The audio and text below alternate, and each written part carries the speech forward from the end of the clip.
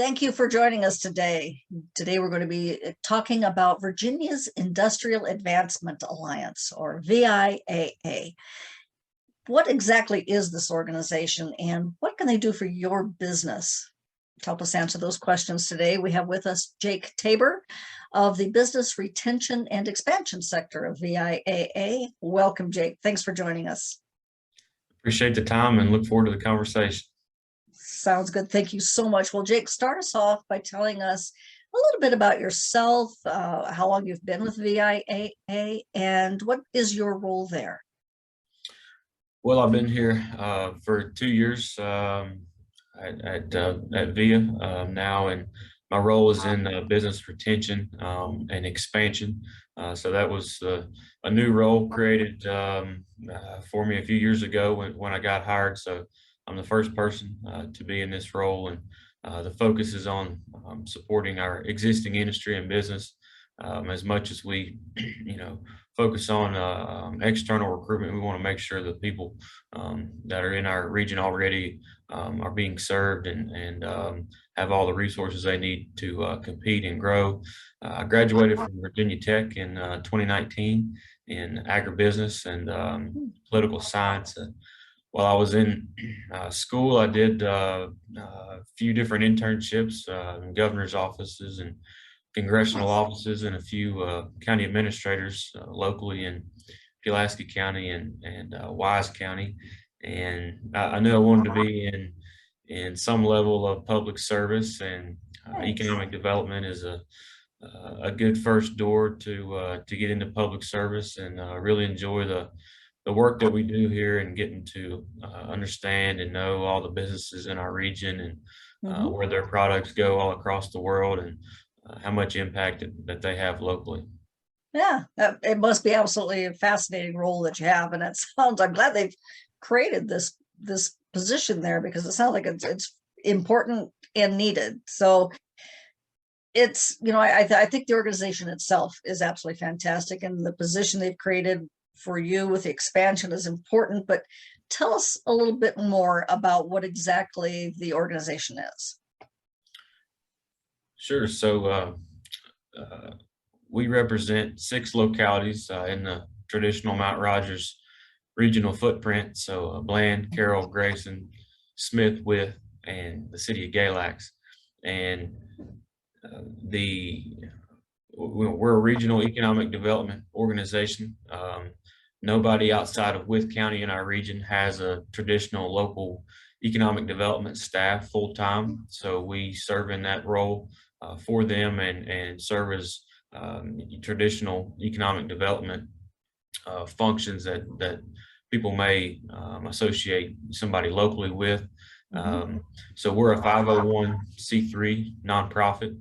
We're located here at Whitfield Community College as a good central base for us across the region. Each of the localities support us based on a per capita allocation each year, and we also have some private sector funding, but primarily supported by each of the localities. The county administrators and city manager in Galax serve on our executive board, and they're really the linchpins of the organization, and so we all report to them. And then we do have a broader board, but the county administrators are really the key cogs. And some of the functions, of course, we have a staff of 3 full-time people, and then we have 2 part-time folks. Our executive director, Josh Lewis, he works on more of an external approach and trying to bring businesses not currently in the area to our region. So he has a big, really runs our marketing focus and attends trade shows across the country and meets with site selectors and consultants to really get the word out about the region and the sites and inventory of buildings that we have. So he helps market the 3 industrial parks that we have at Progress Park, Wythe County, Pathway Park in Smith County, and then Wildwood Commerce Park in Carroll County in conjunction with Reseda. So that's a big role that we play. We also through a business retention expansion, we project manage any expansion projects for our existing businesses that are either investing in capital improvements, machinery, adding employees, or maybe looking for extra land or something to build on. So we serve as liaison between the company, the county administration staff, and then state and regional entities such as BDP and the Tobacco Commission that provide incentives for different projects. So we coordinate incentives that way, and try to take the burden off the county administrators a little bit in terms of managing various projects in the localities. Nicole here is also on our staff. Nicole serves as the staff to Reseda and that board. And Nicole also brings more of a traditional local economic development portfolio to our team. And she does a lot of grant work in improving the infrastructure of our various parks and communities. Housing studies and things like that. So we really have a pretty big range of services, and we get it done with a team of 3. Wow, that's amazing. You must stay very busy. I'm actually blown away by the breadth of services that the organization offers. Pretty much anything that a business would need, and if they're thinking about either moving to the region or expanding once they're here, they can turn to you for help with that. Would that be an accurate statement? Yep. So, first and foremost, if somebody in the region is looking to expand, we'll that's part of my job, is to build relationships with our primary employers and to make sure that we're in tune with projects, potential expansion opportunities that are going on. And we have a lot of companies in our region that have various facilities all across the country, and some that are even internationally, have an international presence or publicly traded. And so there's a lot of competition between the different facilities across the United States and overseas for internal capital projects. And so we want to make sure that the businesses that are in our region can put forth the best business case across the company as to why the location in our area should win the project. And so first and foremost, we want to help people with expansions. On the other end, we of course, if somebody is struggling or maybe losing investment from corporate, we want to be in tune to that as well, and kind of keep our eye on any red flags in the community of our larger employers, that we try to mitigate any sort of job loss or somebody potentially moving out of the region.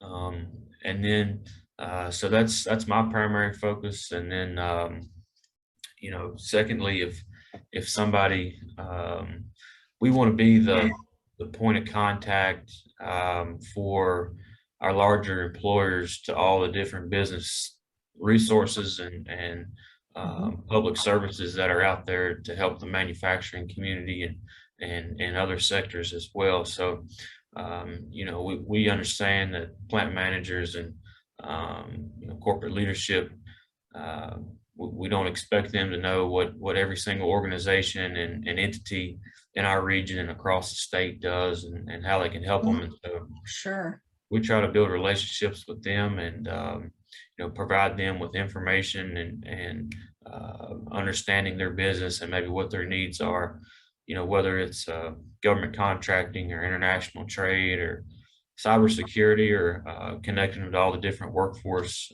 resources that are out there. We try to be a liaison to plant leadership and corporate, so that they have all the tools and are aware of all the grants and programs that are out there that they could benefit from.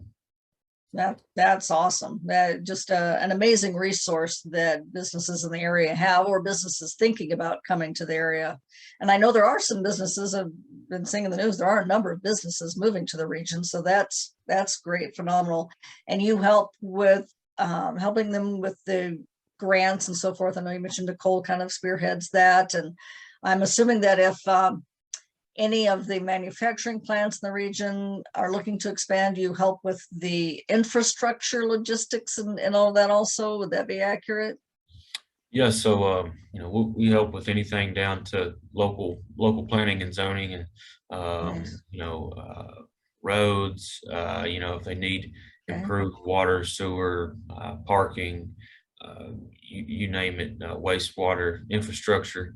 On their facility, we help coordinate, property transfers, and try to make our manufacturing community aware of any properties in the region that may be for sale or for lease that are close to them, that may be potential opportunities for them, and again, really just serve in the traditional local economic development hat when it comes to local infrastructure and sorting through land agreements and local infrastructure needs, whether it's solid waste or what have Yeah. you, broadband, and making sure that they have all the infrastructure Right. where they are to grow and expand there. Nice, nice. So if I am a local manufacturer, and I'm just starting to think about expanding and trying to decide, do I want to expand here, or do I create a satellite location to expand somewhere outside of the region? When should I reach out to you and begin talking to you? At what point should I do that?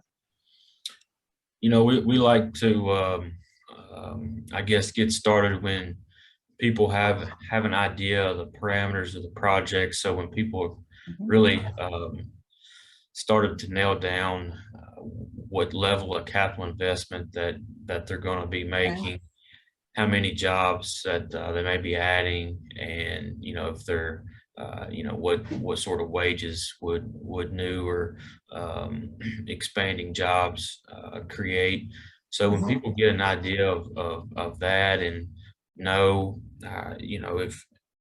if they want to look at a new build, a green site, or looking at buildings, that's kind of where we really get the wheels turning, and all the local and state incentives are going to be based, on the core parameters of a project, Mhm.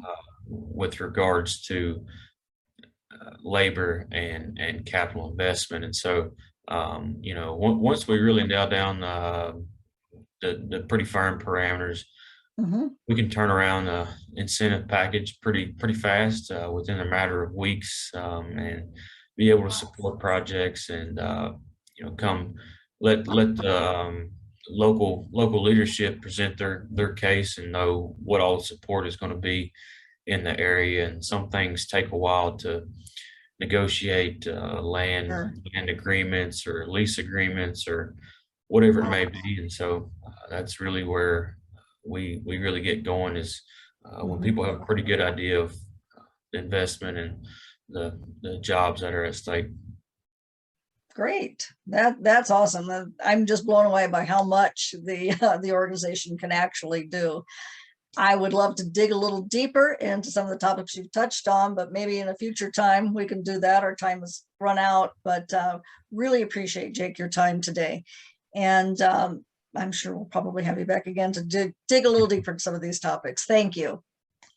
Well, it's been a pleasure, and we're here to help everybody any way we can. We want to be a linchpin to keep investment and jobs and growth in our area.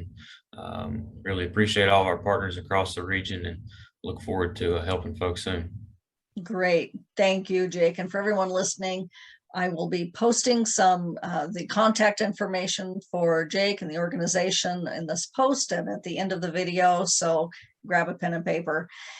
Appreciate it, and appreciate you joining us. Next time, we will be talking to another local leader who will have relevant information for your business here in Southern Virginia. Until next time, have a great day.